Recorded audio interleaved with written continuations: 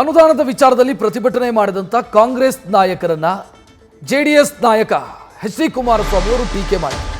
ತಮ್ಮ ಟ್ವಿಟರ್ನಲ್ಲಿ ಕಾಂಗ್ರೆಸ್ ಎರಡು ತಲೆಯ ರಾಜಕೀಯ ಮಾಡ್ತಿದೆ ಅಂತ ಟ್ವೀಟ್ ಮಾಡಿ ವ್ಯಂಗ್ಯವಾಡಿದರು.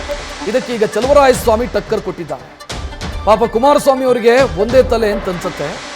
ಈ ಜಗತ್ತಲ್ಲಿ ಮಹಾತ್ಮ ಗಾಂಧಿ ಬಿಟ್ರೆ ಸತ್ಯ ಹೇಳೋದು ಕುಮಾರಸ್ವಾಮಿ ಅವರು ಒಬ್ಬರು ಮಾತ್ರ. ಆದರೆ ಅವರ ತಲೆ ಮತ್ತು ಹೃದಯದ ಕನೆಕ್ಷನ್ ಇಲ್ಲದ ರೀತಿಯಲ್ಲಿ ಅವರು ಮಾತನಾಡ್ತಾರೆ ಅಂತ ಮಂಡ್ಯದಲ್ಲಿ ಕುಮಾರಸ್ವಾಮಿ ಅವರ ವಿರುದ್ಧ ಚಲುವರಾಯಸ್ವಾಮಿ ಕಿಡಿಕಾರಿದ್ದಾರೆ.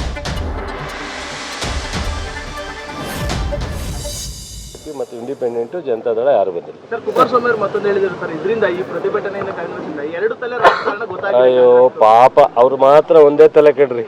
ಈ ರಾಷ್ಟ್ರದಲ್ಲಿ ಏನಾರು ಅವ್ರನ್ನ ಮಹಾತ್ಮ ಗಾಂಧಿ ಬಿಟ್ರೆ ಸತ್ಯ ಹೇಳೋರು ಅವ್ರ ಒಬ್ಬರೇ ರೀ.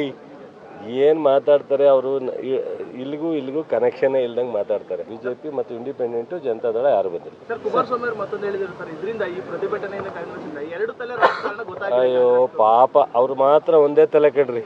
ಈ ರಾಷ್ಟ್ರದಲ್ಲಿ ಏನಾರು ಅವ್ರನ್ನ ಮಹಾತ್ಮ ಗಾಂಧಿ ಬಿಟ್ರೆ ಸತ್ಯ ಹೇಳೋರು ಅವ್ರ ಒಬ್ಬರೇ ರೀ. ಏನು ಮಾತಾಡ್ತಾರೆ ಅವರು, ಇಲ್ಲಿಗೂ ಕನೆಕ್ಷನ್ ಇಲ್ದಂಗೆ ಮಾತಾಡ್ತಾರೆ. ನ್ಯೂಸ್ ಫಸ್ಟ್ ನಿರ್ಭೀತಿಯಿಂದ ನಿಮ್ಮ ಪರವಾಗಿ.